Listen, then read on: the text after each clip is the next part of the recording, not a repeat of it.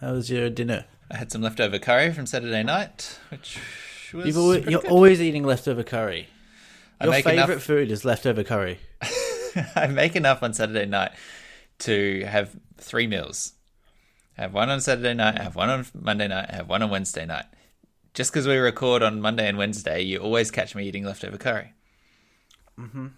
That's a lot of curry. I can't. The one thing about this this coronavirus thing is that I'm getting sick of food because I'm just cooking and then having to eat that food for it's worse for you. But having to eat the same meal day after day, sick of it. Yeah, well, that's why I do a day in between Saturday, Monday, Wednesday. You see, you get that buffer day where you can have a little bit of something special, a little bit something exciting, make a little bit of a change, and then back to curry. And you're like, you know what? I'm ready for curry again. I've had some time, and the curry's got better because over time, it's stewing, it's marinating, it's developing. So each time you come back, it's like a new adventure. I agree with you on the curry thing because curries do effervesce and change, much like this podcast. Mm-hmm. This podcast isn't developing like a fine wine; it's developing like a curry, like an old leftover curry. Yeah, I've always described this podcast as a fridge curry. We'll get there eventually, and it'll be something special. Yeah, but sooner or later it will go off. Yeah, there's always a little Not going bit to keep of forever. There's like a chunk of ginger in there, and you're like, oh yeah, sorry, that's a chunk. No, often it gets spicier every day. Okay. Or sometimes it mellows if it starts off with quite like an acidic tomato. Like if you're starting with like a butter chicken or whatever, over time it actually softens. It levels out a little bit. Yes, Like very a much so. bolognese. Nice. I'm gonna show you this thing now Okay. because I did some thinking. Okay. Must have been a new feeling. Good one. I'm just gonna send it to you via email. Oh, it's one of those quickly. things, is it? Okay. Yep. I got an email from a Michael Zabrecki with the subject line Clippy. Moi. Correct. Okay. Says, Right. Is an MP3. So a couple of weeks ago, we I think it was in October last year. We That's just we had a multiple chat weeks about stacked some up back to back. predictions, whatever, about a certain subject.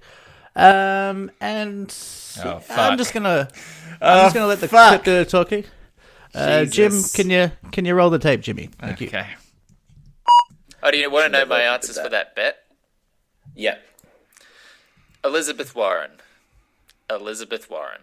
There you go. Hopeful. That's my bet. Where are you going? You're not going to like it, but You're going I Biden. like. Yeah. The Maverick.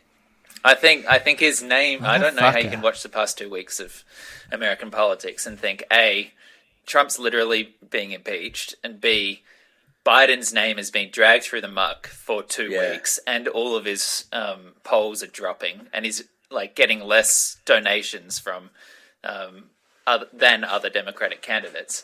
Those things and say, yeah, both of those people are going to win.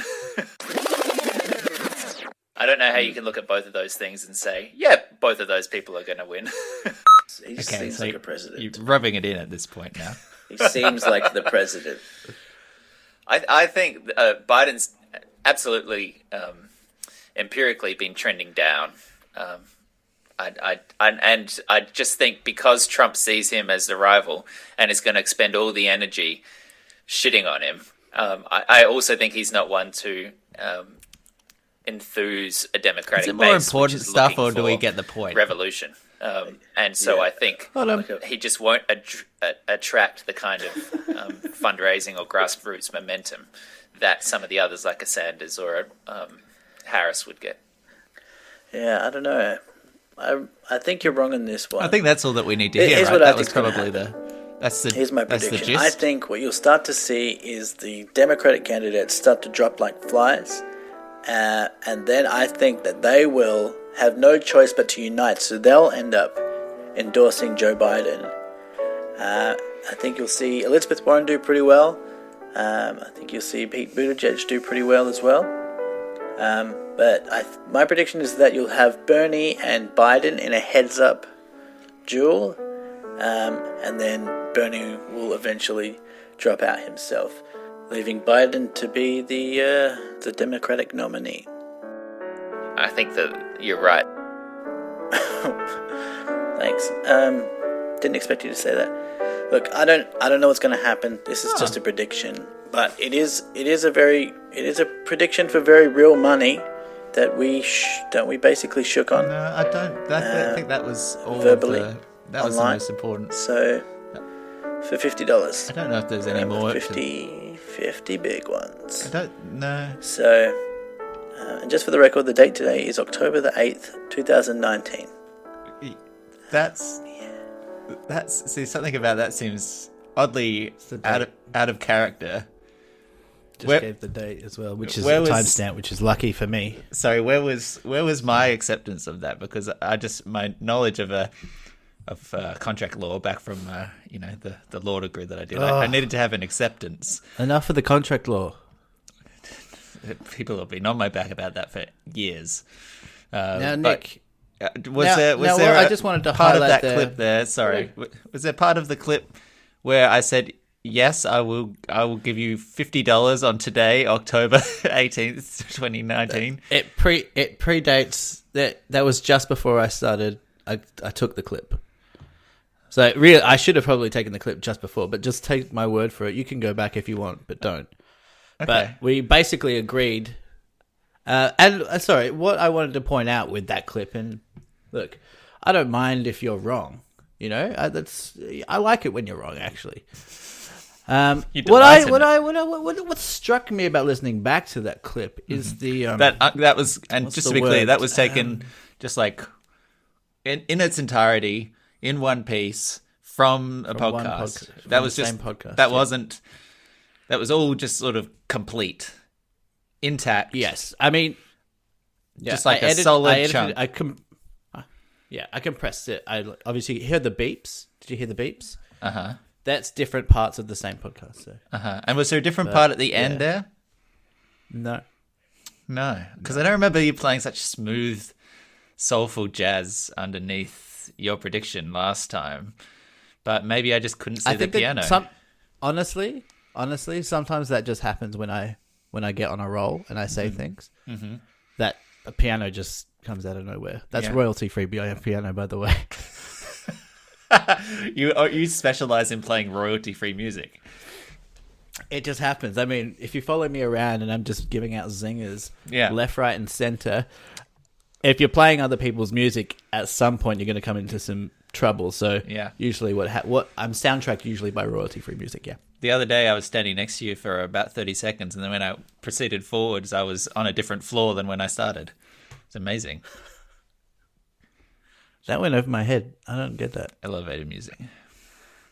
That was a bit abstract. Anyway, what I wanted to highlight with that clip, Nick, was not so much the money, although that was a massive part of it. It's the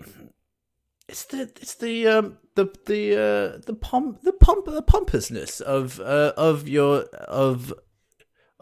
your dismissal of my suggestion that Joe Biden would be the Democratic nominee, and you scoffed at me. You said, I don't know how you can I think if we play that clip, you'll actually see at the end that I said, I agree. Was that not a thing that you, for some reason, included, despite very clearly editing so much around that? You left in the bit where I agreed with you, which seems to have almost undercut this particular tack of the argument. But okay, sure. Look, Yeah. I don't know why. I don't know why you said that, to be honest, at that time. Yeah. I was just happy that I think I took it as you were just coming around to what I was saying, and you're like, oh yeah, I can kind of see. You know how sometimes you come around when we have like a debate or something. Yeah, very rarely, but yeah. No, I will give you genuine props. You 100% called it. I was living the dream. I was hoping for better. But you, in your cynical, small-minded way, just, I guess, connected to the white male Democratic voter base, and you saw it coming. You predicted that you couldn't see yourself voting for a woman, and thus neither could they. And I should have trusted that. Well, thank you. Well, I'm glad that that's sorted. I'll get you your $7. 7. I think. Yeah, I don't know if you've been paying 28, attention to the financial markets over the past few months, but the value of the currency bet back then has severely decreased. Whatever that actual amount was, I will transfer to you. Did I read just another financial bailout for my friend Michael?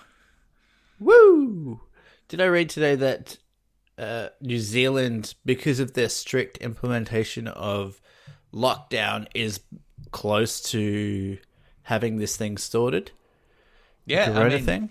We're still having fewer new cases every day. We've had a few more deaths. I think we're up to 9 or something more like that. It may be a bit more today. I haven't seen the news yet.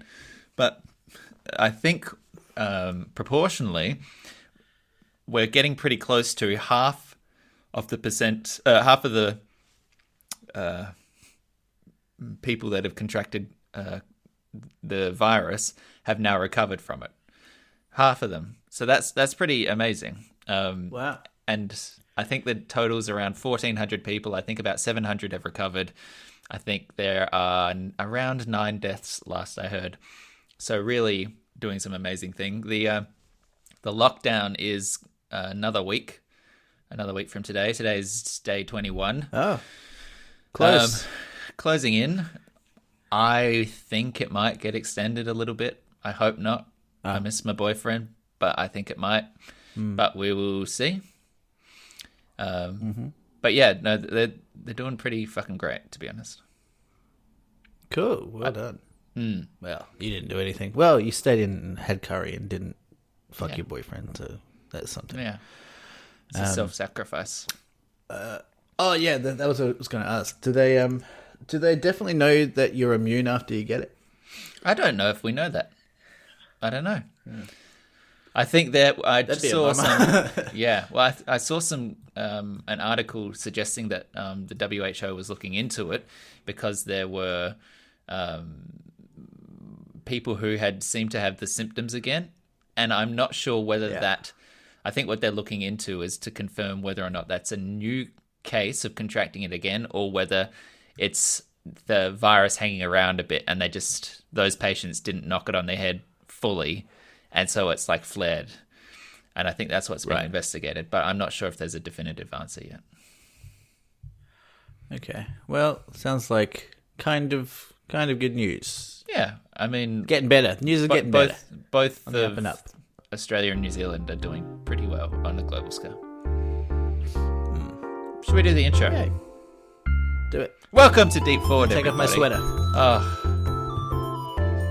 You can do it while I take off my sweater. I don't want to do it while you're getting changed. What? I said I don't want to do it while you're getting changed. I want you to show me some respect. Alright. I've got my full respect and attention. Welcome to Deep Forward, everybody.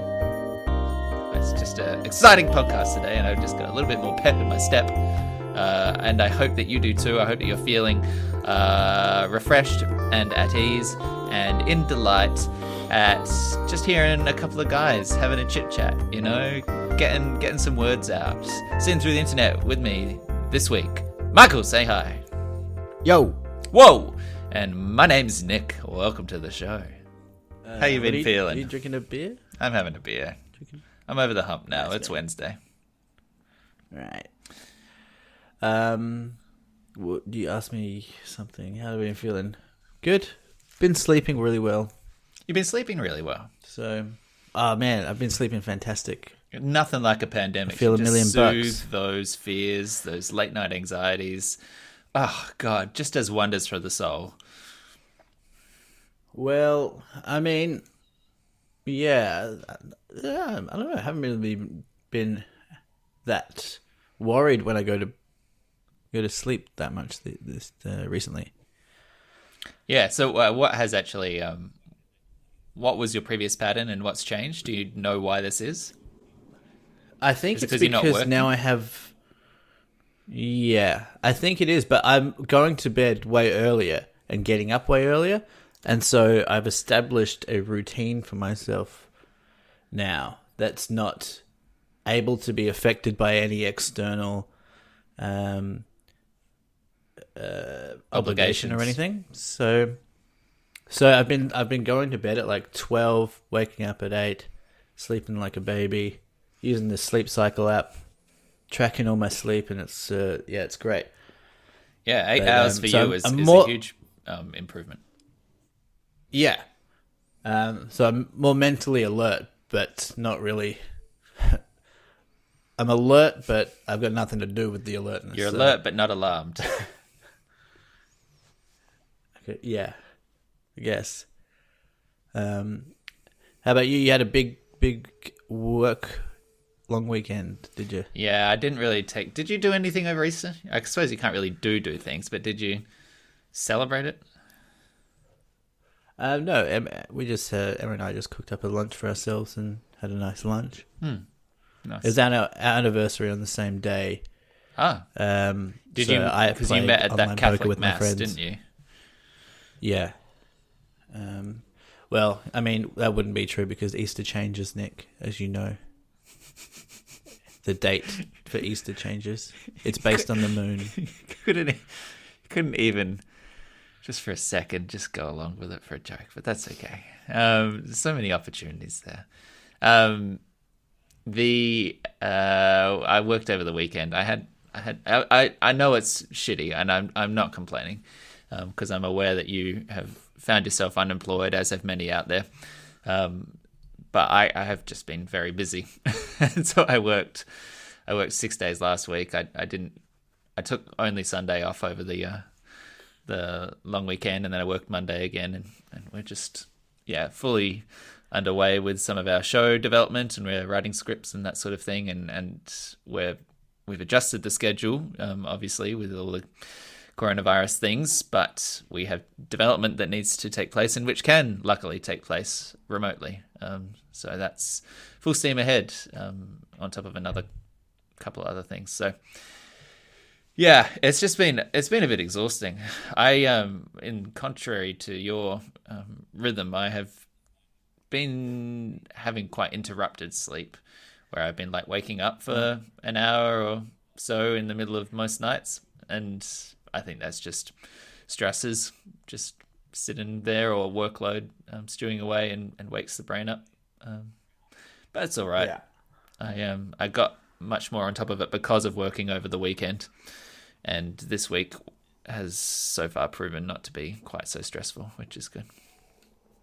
But I'm ready for it to be over. I want to go hang out with KC And the Sunshine Band. and the Sunshine Band. That's my boyfriend. Sorry, podcast listeners, Casey. But, it is what it is. We're getting close. 3 weeks of lockdown in. Yeah. One to go, probably. Does it feel Hopefully. like I guess it's different for you, but does it feel like a long time has elapsed? I mean, does it feel like to you March has been super long? I mean, I'm seeing like a lot of like memes and stuff that are popping up and saying, like March feels like it's gone on for 20 years or whatever. Yeah. Does that feel like that for you? Not in quite the same way. I mean, it does feel like this has been a thing for ages now. So this is probably our 4th or 5th episode that we've talked about the coronavirus, right? Yeah, so maybe. I don't that know, suggests several months have passed, right? And that feels intellectually right. But this specific period only feels like half of it to me, because there was the lead up where there was the panic buying in the shops, and the social distancing had kicked in, but no one was being locked in their house yet. So like I feel like we're in phase 2, and there was a phase before this which feels like a long time ago, but it also doesn't seem like intellectually I know it wasn't that long ago. And I think also it's funny how this is a ramble. I'm sorry, but the other thing of it is, of course, I work from home most in normal life anyway. So the difference hasn't been that my work week has really changed, because that's basically stayed where it was. The difference is the punctuation of the weekends isn't there. So the weekends where I used to relax by seeing friends or going out to brunch or catching up with people or, playing D&D or something like that, that's not happening. And that's what actually feels the difference. It's the loss of the weekends that I notice, not the change to the week. Sorry. Yeah, I feel you. Yeah. Yeah, it's funny how your perception of time is so malleable and so warped, even though it's like one of the most consistent things in the universe. Do you know what I mean? Well, isn't time space-time? Isn't that actually very malleable? Isn't it literally deformed by gravity and such? And also, does it not exist because it's like a dimension? Okay, mister. I meant like it's one of the most constant things. Like, well, you're going to pick holes in that as well. I was ready to accept. I actually know what you're talking about. I was thinking last night while I was trying to sleep that I was trying to work out how many years I've got yet left to live, approximately. This is as part of your good night routine that was then followed by like 8 hours of sleep. You were just trying to do the maths on what year you'd die. Well, I gotta do something. I can't fall asleep. Sheep, but instead of counting sheep, I count the years until my imminent demise. 2020. That's not too far from the truth, 2022. I can't fall asleep like that. I'm not one of these people that can just like fall asleep. So I have to do some thinking. Mm-hmm. Anyway, it wasn't a morbid thought, but I was trying to work out how long I've got to live. And then I was thinking about what it was like when I was 10 and how long ago that feels, but that was only 20 years. So I was trying to work out, okay, in 20 years' time, I'm going to be 50. And that feels like a long time if I work it back to me being 10 years old. But actually, because of your perception of time, that 20 years, the next 20 years is going to go really quick. And so it's not going to be like the same amount of, it's not going to feel like the same amount of time from 10 to 30 as it will from 30 to 50. Yeah, I think that we talked about that at some very early point in this show, that I think in terms of experiential like perception of time, because everyone's sense of time is only a proportion, it's all relative to the amount of time you've already experienced. So one day when you're 5 feels like an eternity, or a 1 hour drive down the road feels like an eternity, because the number of hours and days you've experienced in your life is relatively small. But with every passing day, then exponentially it becomes a smaller and smaller part of your overall experience, and so everything feels like it's speeding up. It's that's why people. My point there was that I believe someone's done the maths and concluded that by the time you're like 11 or whatever, you've experienced half of your life in sort of relative terms of how long it feels to have lived it. That scares me. Yeah, it might not be. I'm not going to sleep now. We've definitely crossed it.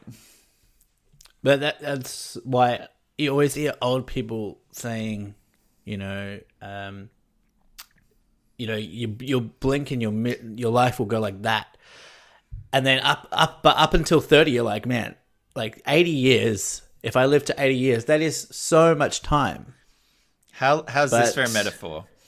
It's like you're on a highway pointed at a cliff, and you're driving, and you're accelerating and accelerating and accelerating, and you will only ever go faster and faster and faster till you just like hit that cliff, and then it's over. Yeah, that's good. You're exactly barreling towards the end.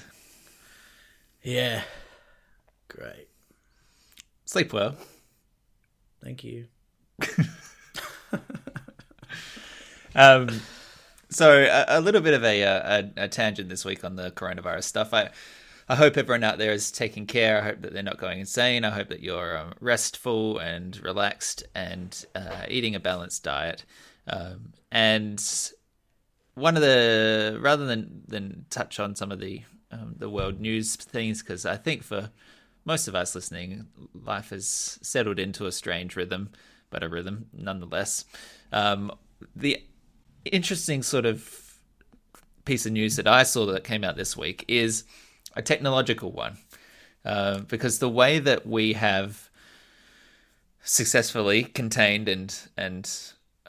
or done our best to contain the novel coronavirus has been through contact tracing, through finding people who had it and then tracking all the people that encountered them and then following them up and testing them and plotting out this map of who had the virus, right? Contact tracing. And what came out this week, which I might actually just read from a news article directly, is that Google and Apple together are building a coronavirus tracking system into iOS and Android. Oh boy! So let me read a little bit of this thing. They've announced a shared system for tracking the spread of the new coronavirus, allowing users to share data through Bluetooth transmissions and approved apps from health organizations. So they put out this series of documents and white papers proposing this system, which uses short-range Bluetooth communications between phones to establish a voluntary contact tracing network. And that'll keep extensive data on phones that have been in close proximity with each other. Official apps from public health authorities will get access to the data, and users who download them can report if they've been diagnosed with COVID. Then the system then alerts people. So let me just walk this back a step and go through it slowly. You download an app on your either Android or iOS device. You turn on all the sharing settings so that it can interact with other phones that are walking past you using Bluetooth. If you fall sick and get diagnosed with COVID-19, you then mark on your phone app, I have COVID-19, and this is the date that I got it. And then it backdates. It goes through the list of devices that have passed by your phone, and it says, here is 200 people's phones that pass me who've opted into this system as well. Notify all these people that you, a person with COVID, were in vicinity of them. Go and get tested. So this is a pair of cross-platform iOS and Android APIs that they're aiming for a mid-May release. They're working with health authorities. There's a whole bunch of privacy stuff built in. Obviously, opt-in is the big one. You have to choose to do this, and you have to choose to share that information. It doesn't actually track people's physical location, but basically, you tell the app you've been infected, and then it backdates and it notifies other people whose phones were around. So the angle that I wanted to take from this is, A, what do you think of this as a technological quote-unquote solution or aid to contact tracing? And then from this, talk a little bit further about sort of surveillance state questions. But let's start with these apps. What do you think about this? This is like a conspiracy theorists. This is playing right into the conspiracy theorists, though. This app, it's so confusing. This because I saw this, I think yesterday, and it's like this is obviously technology that can be so beneficial, but the idea, and you're seeing it a lot in America, because Americans more than any other race of people want to protect their individual liberties, and they're so, especially like Republicans, they're so worried about the government overstepping their mark, and they want small government and everything. They want to be in control of their own lives. And I think there is a part of that is, it is like genuinely scary and valid. And I think you've spoken about before about you've got your, I don't know if it was specifically Google. I think it was Google Maps. maybe we spoke about that you used another app because you didn't want them to have, just almost out of principle, you didn't want them to have access to the data. Like, not that they're really going to do anything with it, with your data specifically, but just the idea that they could. Yeah, I use. Here? Yeah, sorry, I was just letting you finish that train of thought. I used the Apple Maps app in preference to Google Maps, where I can, just because Google Maps does keep full like A to B kind of tracking of your devices in order to do things like monitor traffic levels and stuff. But it knows as a result where you live and where you go to work and that kind of thing. It does predictable stuff, and it uses that data. Yeah. And I think Google, I mean, this kind of comes into some of the skepticism about this app framework stuff as well, is that Google does not really have a good brand association when it comes to the idea of data and the ways that it harvests and uses it, right? It's their entire business model is data. I think have they exploited that before? Why is their trust not super high? I'm trying to think if there's been any huge scandals that come to mind. I think it's tied into a few different things. There's the fact that their business model, they're not a hardware company for the most part. That's changed a little bit with their phone division in recent years, but traditionally speaking, the way that Google makes its money, and still to this day makes the most of its money, is through advertising. It's through advertising on their Google search results. It's through advertising on other people's websites. They offer up the Google AdWords sort of backend and that sort of stuff for it. AdSense, I think it might be called. And so in order to be a really effective marketer, they harvest data on users' interactions with those websites and with those ads. So their business model has incentivized the collection of data in order for them to better target ads and make more money off it. So that's been their financial model. And to this day, I believe that there's nothing else that really supplements that. Certainly not hardware revenues off phones and that sort of thing. So that has always had a position where the interests of the customer and the interests of the company are in opposition. The customer doesn't really want to have their movements around the web reported to a big corporation like that because it's creepy. But they want a free service, so they put up with it, right? The reason that Apple has been able to position themselves, or attempted to position themselves, as much more privacy focused is that they make their money off hardware.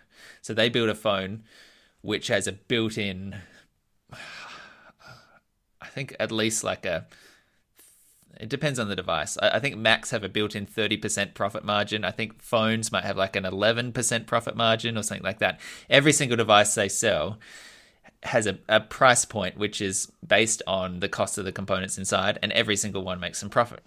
So their interest in the data is kind of irrelevant. They make their money in a different way. And so they have been able to, they've had a lucky coincidence, which is that as people have grown concerned about data use in the past, decade, their business model hasn't relied on it. And so they've been able to say, and they've been able to lean into the curve, if you like, and be like, great, this is actually a point of difference for us. Our devices are safe, and they are. They're definitely much more privacy focused in the way that they anonymize data and actively make sure in browsers and that sort of things that you can't be tracked around the web, that sort of thing. I don't quite remember how we got into that, but we were talking about why do people feel afraid about Google in that context? And I think both of those points, the dichotomy of the Google model and the Apple model, is kind of an interesting tension when they're working together now to create a system where you're literally tracking the health of people and sharing that information with others. Like, it's literally it's like a leper app, right? You have something contagious and you're notifying everyone around you if you've got it. So with regards to the app specifically, it is. You said before that there's like a creepiness factor, which I think it's hard to know whether or not that's a just feeling. Like creepiness, okay, you can feel creeped out by something, but that doesn't mean there's necessarily a threat there. But with this thing, like it's so interesting that we obviously need this technology, and people don't want to be locked up in their houses like they are. They want to be out, and this technology could help them get out of their houses. But people are also inherently really untrustworthy of being tracked and giving up their data and information to governments. I mean, you see on these comment threads, even on like news links or news videos about this, all the comments, mostly from boomers, will be, yeah, this is how the government's going to get you, and this is what there'll be no turning back from this. They're using coronavirus to implement some draconian laws, and you'll never get it back, and this is how they get you, and they're gonna take away all your liberties and stuff.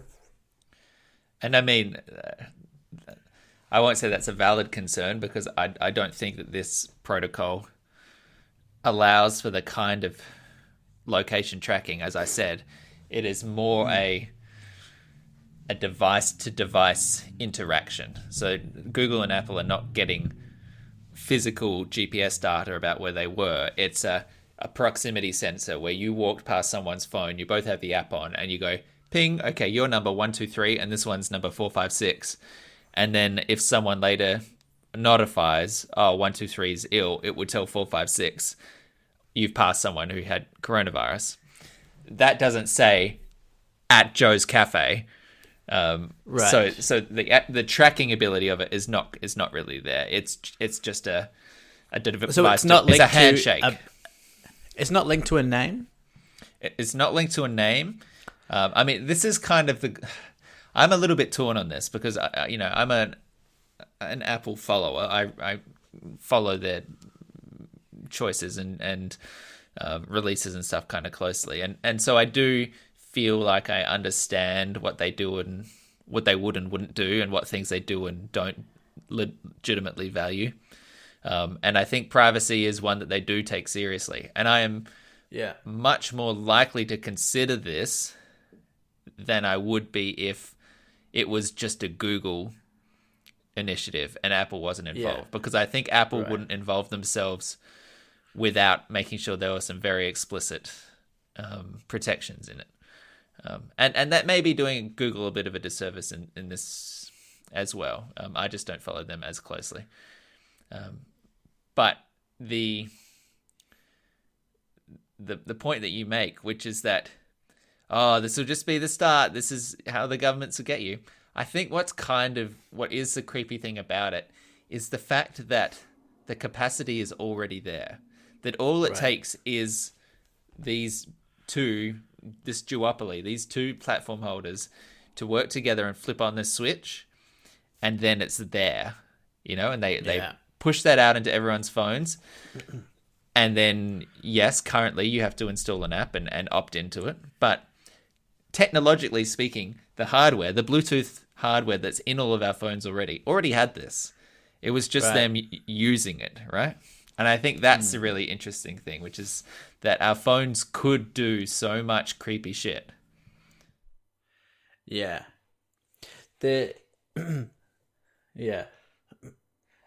People, there's like this Orwellian I'm thinking a lot these days about kind of 1984 kind of Orwellian kind of things that popped up in that book. Initially it was when people I haven't read 1984 since year 12, but I remember one of the things in that book was people would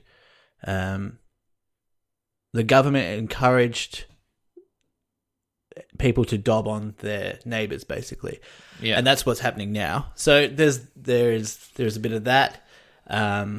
What else? I mean, the interesting corollary there as well, if we're actually pulling out 1984 illusions, it's the the doublethink and the complete reissuing of history, and I think you can see that it's sort of Trumpian in a way. Trump will deny the thing that you saw with your own eyes, and he will say, "I never said that. That wasn't me.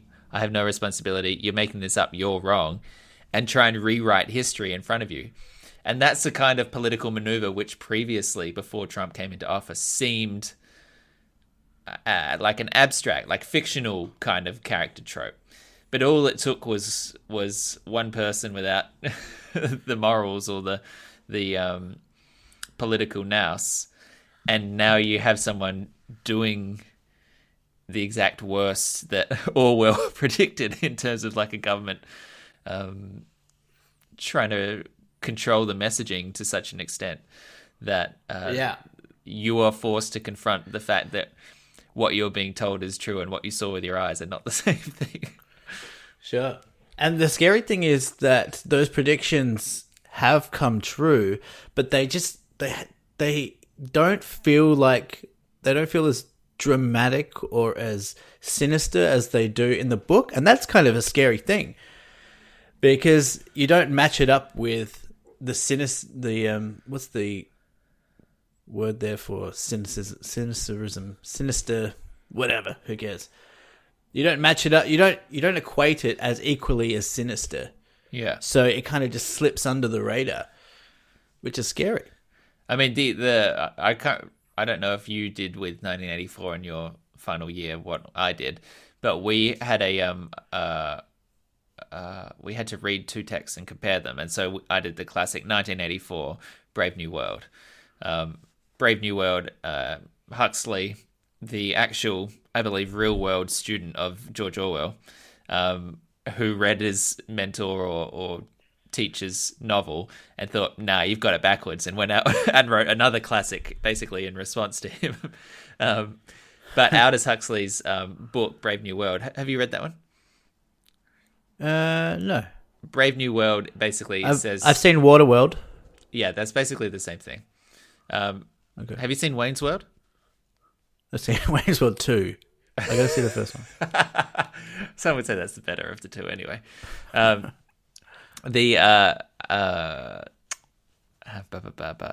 of thought. Brave New World. Derailed. Brave New World, Huxley. Thank you. So yeah, Orwell was kind of like the thing which will end society, will be this like top-down government level cynicism, like a complete surveillance state which tracks everything that's goes on and controls the public through misinformation and fear and surveillance, right? Huxley said, no, you're thinking too grandly. The thing which is going to cause societal rot is distraction. It is amusement. It is drugs. It is video games. It is you don't need to like control the populace with like fascistic dictatorial laws. Just get them to watch a movie. Just give them some nice drugs and they'll be completely compliant, and you can do whatever you want with them. And I think the interesting thing is that I think they were both right, because as They're you both say, right, yeah. if you look straight down the middle here, you've got a phone which can track everywhere that you're going and doing everything in it. And potentially, you know, a government steps in a COVID kind of situation and shuts you in your house, but you're just happily there on your phone anyway, distracting yourself, watching Netflix, crashing Netflix because there's too much demand. So, I mean, that hypothetical does suggest that there are sinister means behind what's currently going on, and I'm not trying to suggest that, but it is interesting that I think the end result is going to be somewhere in the middle, or indeed both, of Orwell and Huxley. Yeah, and I perhaps somewhat naively trust that the government won't do that. That they would know that they would be overstepping their mark. But then also, it does feel like you said, like a click away. Yeah, you feel like it could swallow you up at any time. But you'd have you'd have a revolution, surely. I don't know. I think revolutions, if you've distracted a populace, Well, that's what. Yeah. If unless you are, if it's just like a little bit too much work, I think sometimes revolution doesn't get off the ground. It takes something pretty significant. Yeah. I mean, and I think that's a Western problem. I think, as you say, there are places around the world there are still revolutions, but they're coming in different kind of governmental systems. Over here, you can look at America and be like, how the fuck is this still going on? Why are there not people in the streets, like, rioting about some of the injustices that have occurred just in the past 3 years? And the answer is, it doesn't really affect me. It's just out in the cold. It takes a lot of effort to get, like, a revolution out. Dude, this morning I was reading an article on Donald Trump stopping the funding to the World Health Organization. And I was just reading through the article and it just like occurred. I was just kind of slapped with, I just had like a third out of body experience where I was just like, man, imagine reading this article in 2014 saying that the whole world is on lockdown. Donald Trump is the president. He's now stopping the funding to the World Health Organization. I was just like, man, 2014 me just had his mind blown. Yeah. It's crazy. Man, we are living in the crazy time. Yeah. And it seems like it comes around sort of like every 30 years, right? Like there's a generational thing. And people we've spent most of our lives, for all that has happened in the world, in relative stability. And I think that's the crazy thing is that we've discovered how fragile so much of this is, how very easily that's exactly right. Everything can change. Totally. That's exactly how that's one thing that I've learned from this whole experience. And one thing that maybe our parents already knew because their parents lived through the war. Yeah. But I think one thing I lived 30 years just without having to question the interconnectedness of the world or the stability of the world. I've never questioned it. So I just, in my head... Yeah, you could always just go to Europe if you wanted to, right? You hear about war and stuff, and my grandma tells the story of when she had to fill a wheelbarrow full of cash in Russia to pay for some bread and stuff. And I'm like, that's a story. Okay, that's there. That's when times were bad, but it's like in the back of your head. But then this has just like rocked everything because finally I've realized that things can go tits up, and it's not a sure thing that all those things that you have in your life and that you rely on and that you take for granted are going to be there. And there could also be a war that breaks out. And there could also be another virus that's even more deadly. And there could be another depression.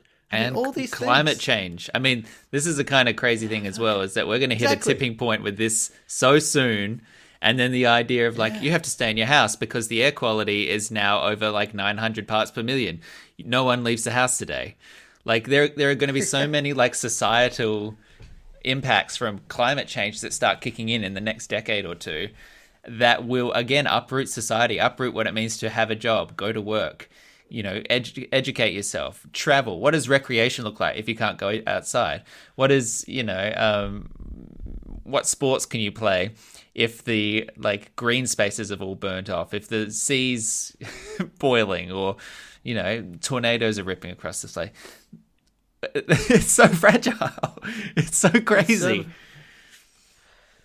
Yeah, I used to be so like optimistic about the future, like globally speaking. I kind of used to think, we'll never get to a point where, we'll always work it out. We're always moving forward. We've legalized gay marriage. Cool, yeah. Racism's going down. Like, yeah, we got this. Yeah, human race, we got it, baby. Woo! Give us 50 years, we'll be sweet. And, obviously, like, cultural change is separate to everything. But now it's like my faith is completely zapped but it's not in like a really it's not because I'm necessarily cynical, but it's just that I've realized that the whole system is been shaken up like a snow globe in these first 4 months of 2020, that I've realized, oh shit, things can actually go wrong, and they probably will. Yeah. And I mean, in a way, that is empowering. It is heartening. It does show the impacts of, what voting for one candidate over another does, what good economic policy or, a government with a scientific background or, understanding does over the other. Like, I think some of the complacency comes from regardless of what happens, it'll be all right. But then I think that's something that hopefully will land Biden this presidency this year, where the people in 2016 who are like, it wasn't Bernie, so I'm not voting, or I'm voting for the third party candidate or whatever because I'm not going to vote for Hillary.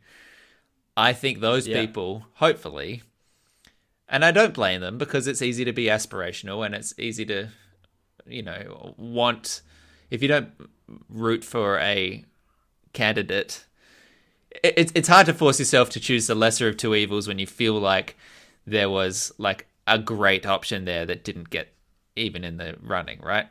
So I understand how that was a difficult thing, but I hope that those people will look at it now and be like, you know what?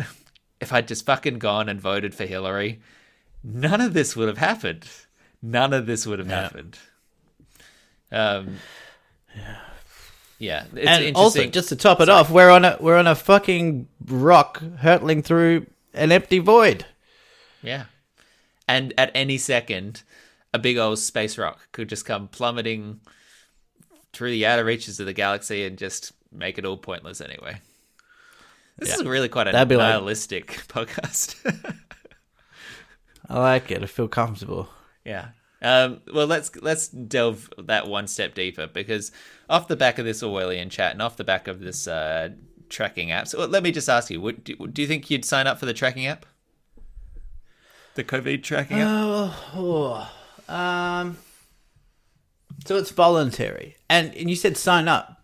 Yeah, you have to opt in.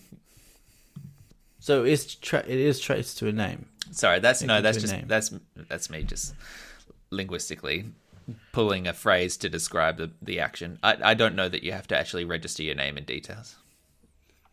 Well, yeah, okay. Yeah, I probably would, I guess. Would you? Yeah, interesting. I don't know, and I feel like this is actually a geographical question as well, because if you're in America, I think that has a much better chance of being important to you, of you knowing whether or not, given that there's no testing, right? Knowing whether or not you've come into contact with someone who has it, who's voluntarily said, hey, just so you know, I've caught this. That's probably very beneficial. Whereas in our places at the moment with New Zealand's goal is stated to be elimination, right? They're trying to literally shut the whole thing down. No cases cross the border. So in our situation and in Australia's situation, I don't know whether it has the same sort of use. It might not cross that threshold, because again, the other thing is you have to convince enough people to use it for it to be worthwhile anyway, right? So yeah, and people still have to get tested, so that they know, so that the app works. Yeah. So yeah, it's almost a bit of a long shot if you break it down like that. Yeah, but I guess it's built around the idea that this is probably not going away for 18 months. And there are going to be places around the world. Like, it hasn't, as far as I know, it hasn't crazy hit South America yet. It hasn't crazy hit Africa yet. It's going to. This is going to continue to roll out around the world over the next 2 years. And I guess these technology companies are seeing, they're skating towards where they think the puck might be, even if it doesn't immediately help, the currently affected places. I want a new virus. I'm sick of this one. Well, you never know. You might still get the flu this year. I'd like to piggyback off that chat and take a bit of a tangent here, which is not so virus related, which is a story actually that came out at the end of last year about the Australian government's plan for a massive facial recognition database. And there was a whole bunch of privacy concerns that sort of popped out of this. So basically, if you've had a driver's license photo or passport photo taken in Australia in the past few years, it's likely that your face will end up in a massive national network the federal government's trying to create. So Victoria and Tasmania have started to upload driver's license details to state databases. That'll eventually be linked to a national one. There's legislation, or there was legislation before federal parliament, to allow government agencies and private businesses to access facial IDs held by these state and territory authorities and passport photos held by the Foreign Affairs Department. And this is basically it would be the most significant compulsory collection of personal data since the My Health record. And people are saying it's to cut down on identity fraud. But basically, we're looking at a national database of people's faces and driver's license details and that sort of thing that not just government agencies, but private businesses could access. And just off the back of this talk about the Orwellian stuff, I'm curious as to, again, in the way that we asked about the virus, what line does it have to cross for it to be too far for you? When are you going to start to take this seriously? What is the creep factor for you? Should the government have like a profile on every one of the citizens with your face and your details? They already do. But that was think for my crimes. Sorry, that took me so long to follow what you were saying. I should care more about this than I do, and we've had a discussion before about like privacy. I think like ages ago, like 2015 or something. So I don't really know. If they were going to introduce something like that, what I would probably do is just like ask you what you were thinking, and then that's what I would think. Well, I mean, I'm not unappreciative. I guess the thing is like the fear that with this kind of database, it could be integrated into like AI facial recognition systems, closed circuit TV, that sort of stuff. And you're basically on your way to real-time automated surveillance of public spaces where you can walk through a mall and, some computer will say, that's Michael Zabrecki. It's gonna happen anyway, though. But why do you assume what's going to happen? Isn't that the whole point? Is that if people care about this and take it seriously and make us think about it and vote in people who agree and who don't want this, then it won't happen. that's why defending privacies and defending rights like this is so important, because once it happens, it's very hard to walk back. But people also get a benefit from this technology, like just citizens. Like it's easy to focus on the cynical thing that Big Brother's using it for its own, evil plan. What's the but benefit? A lot of this technology is, well, I mean, it could be keeping people off the street that should be kept off the street, murderers and rapists and stuff, and identifying criminals. Well, I think the problem is false positives, though. So this article says that the London Metropolitan Police used automated facial recognition. They did some trials in 2016 and 2017 and reported that more than 98% of matches wrongly identified innocent members of the public. So the problem of getting false positives is way, way, way higher. That's much more likely than actually finding the person you're looking for. Did you say 98%? 98% were false positives. They were wrongly identified.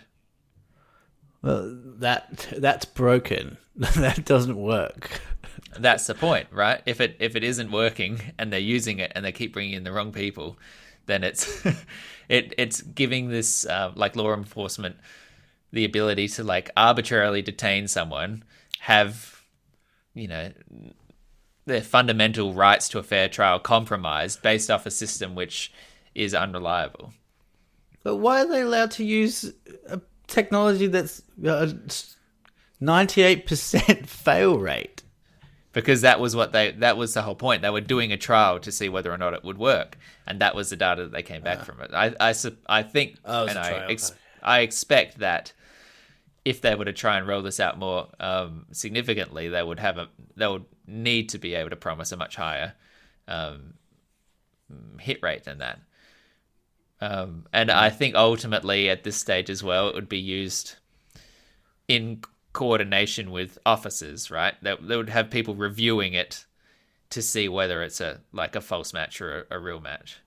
But even so, it's like it's a strangely unreliable thing. Yeah, I'm so like blasé about this stuff. Like I know I should get worried and I should get I should be like on top of this, but I'm not. It's just I suppose my concern about it is at some point you'll hear the argument like this is the only way as police that we can do our job. We need to do this in order to protect the Australian public against terrorists. We need to have constant real-time surveillance of our public spaces. And I fear that is an unreasonable violation of what we expect as human beings. And I think because it is so hard to wrap your head around the implications of. There was an interesting article, I'll see if I can find it, about 3 months ago maybe, in one of the big American papers where someone basically handed some journalists a bunch of location data that had been tracked from like people's phones from their visiting of like ads services and like Google tracking stuff in the back end and this kind of thing. And they were able to go through and look at this data, which is theoretically all anonymized, and identify who that person was because they linked together all the data points to be like, okay, this person's been in this location from like 10 p.m. to 8 a.m. This is probably their home. And then they go over and they work there, and then they go and get Gloria jeans or whatever. And they, the reporters were able to specifically identify people, and then they got in contact with these people and said, we know that you go and get a coffee at 10 a.m. at this place every day, and then you go over here and then you go to there, and they were able to identify someone who had gone to apply for another job because they left their workplace during the day and then went off and went to a different location and then came back again and and confronted them about it, and they did that before they'd put in the resignation in the old job. Wow. So like there was an amazing degree of specificity. They were able to find like a pop star's phone number because she was in the green room in a stadium before the show and then went off to a hotel and everything, and they were able to identify that person's phone and where she was and what she was doing. Like, people underestimate it because it's so invisible, but there is like a serious amount of this geodata that is being recorded. Yeah, shit. That's scary. I got spooked out when my phone realized that I was going to work every day without me telling it. It would just be like, directions to work. And I was like, I didn't tell you. I was going to work. Yeah. But I just put in the address. Either that or just you're a because day it's been drinker. tracking that this is the the day that the place that I go to 5 days Monday a to week. Friday. It's just like, okay, well that's this guy's work. Okay, fine. Yeah. But yeah, that's I understand why you're a bit like blasé about it because it is so invisible. But I guess you have to really put it into those kind of crystal questions and be like, okay, are you happy for your phone to share your medical data with a random person you pass on the street? Are you happy for your geolocation to be identified to advertisers so that someone sitting in a box can join those dots and go, okay, the person that lives at this address loves Subway. Let's go and send him a Subway coupon. Or let's sell that data to another company and make a profit off him. Are you happy for your face to be in a government database and then for you to walk through Rundle Mall and have that tracked and notify the police if you look kind of like another guy who's got a warrant out? That the implications of all this stuff become a lot more clear when you hear examples of what people are currently doing with that. Yeah. And especially, it would have been so much easier to get away with shit back in the day. It's like kind of a fantasy now. You could drink and drive and shit, and, you could get away with, you could fucking kill someone and leave them by the river and then drink a 6-pack and drive home. I mean, those were the days, man. Those were the days. I mean, pre-DNA, how did anyone catch anyone for any crimes, right? Just like, he was kind of he was in the room, I guess. But that's all we know. I saw a guy go into that house. That was about it. Yeah, they had nothing. And then there was this loud thump. Yeah. Anyway, food for thought. Okay, Nicholas, That's how about me. a little weird news? Okay. In the news today from the Strange and Weird Fact File. Well, for decades, only crackpots and crazy people believed in UFOs. Deputies That's still what say I thought the anyway. suspect told them he's been performing sex acts on animals since the 1970s. Tonight I told about my close encounter with the Yeti. Totally true. A sticky situation at an airport in Tennessee after baggage was sprayed with rust. Turns out the government had been taking them seriously all along. This is Deep Thought Weird News with Michael Zuberefkalasluj. That's pretty good. All right. Headline: Dog found behind wheel after high-speed chase in Washington State. Dog found behind the driving wheel. Okay. Steering wheel. I call it the driving wheel. A dog in Washington State, a pit bull, Okay. led police officers on a high-speed chase. Can you believe that? I can't. Okay. Wasn't quarantining. How far? All right. So I'll read. I'll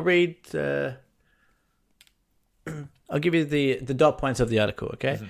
A Washington State man who led police on a high-speed chase on Sunday may not have actually been driving.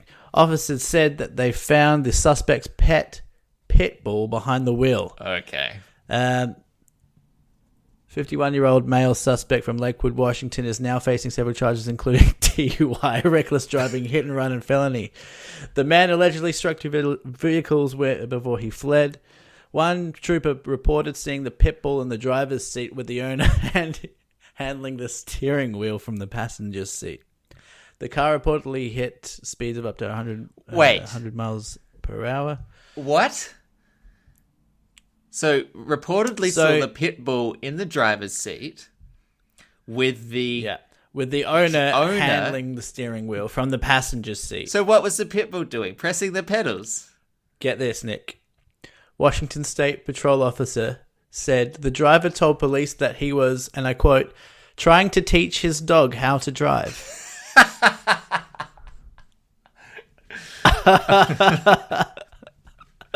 Oh, God. The officer said, I wish I could make this up. I've been a trooper for almost 12 years now, and I've never heard this excuse.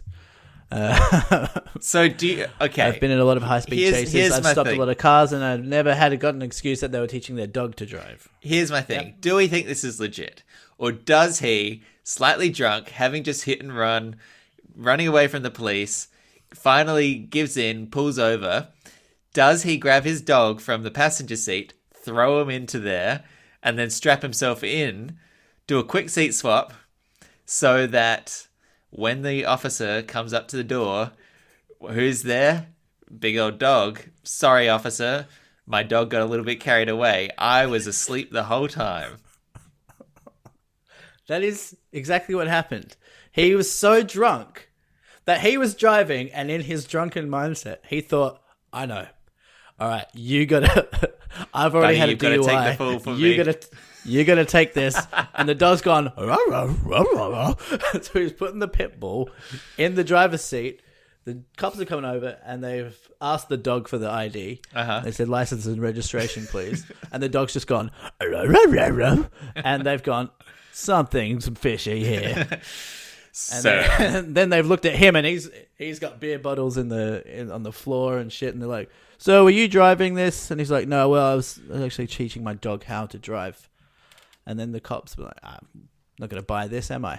Don't worry, she's a teenager. It's all above board.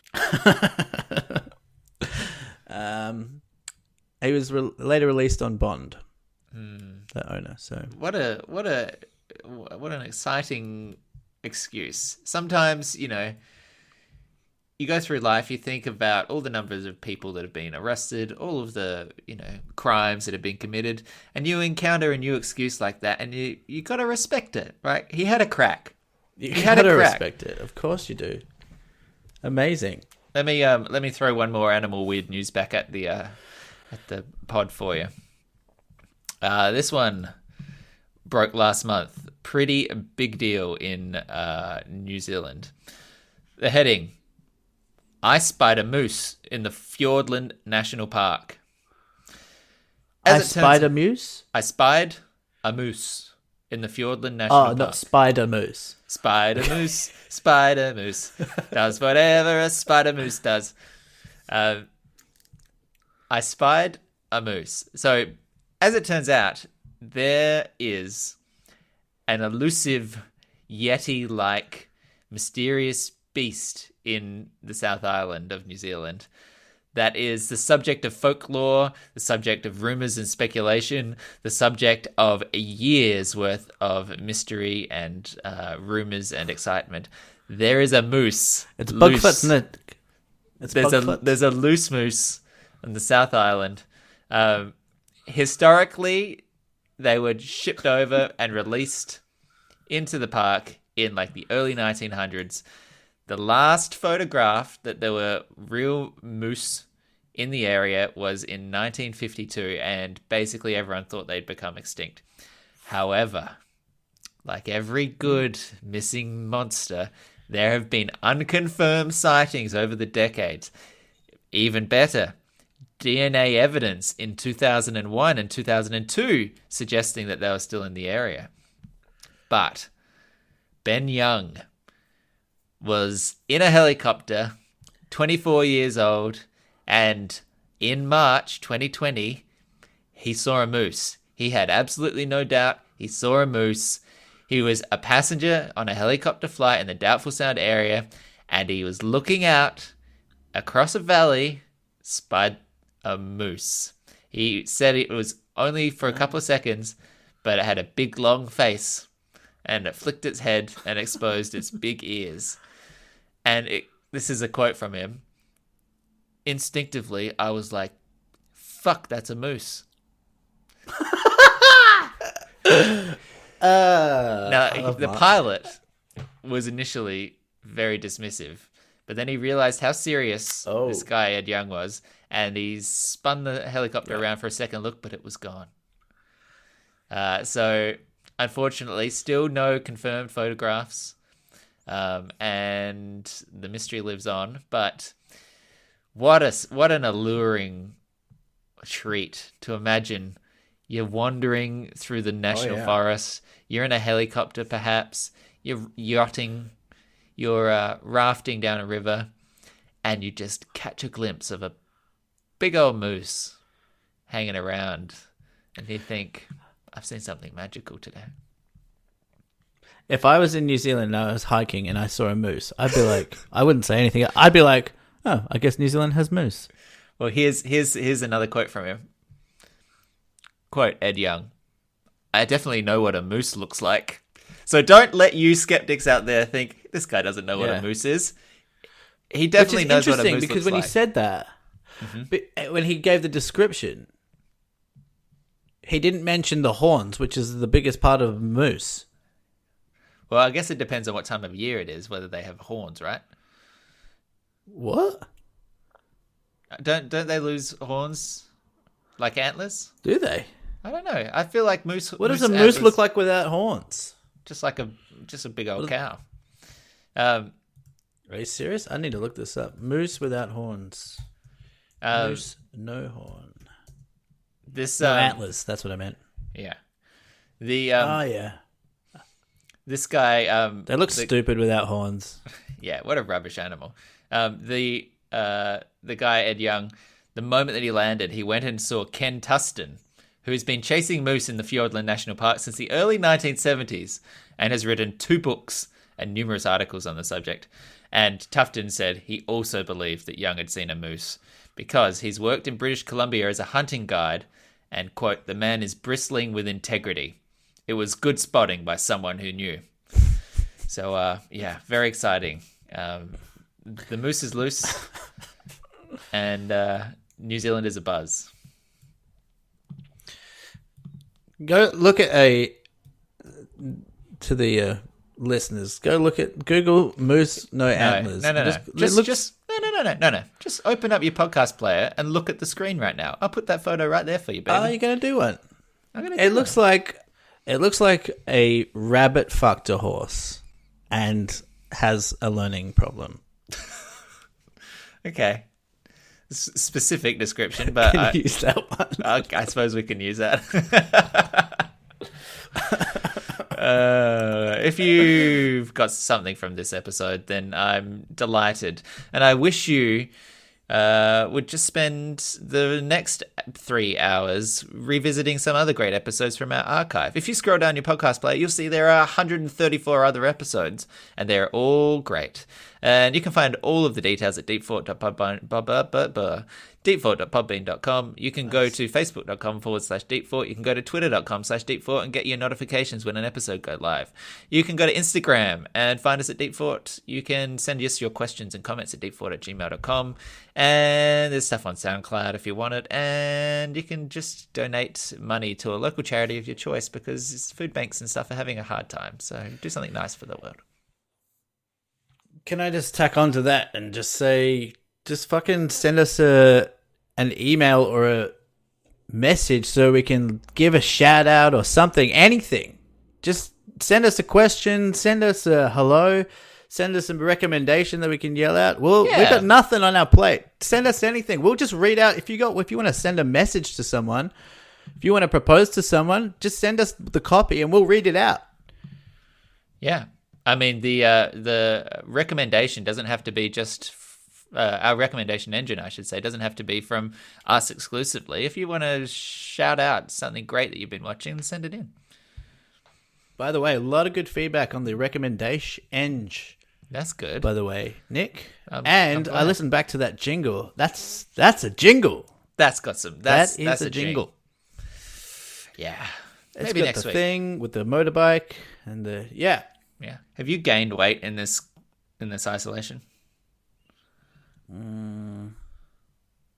Why?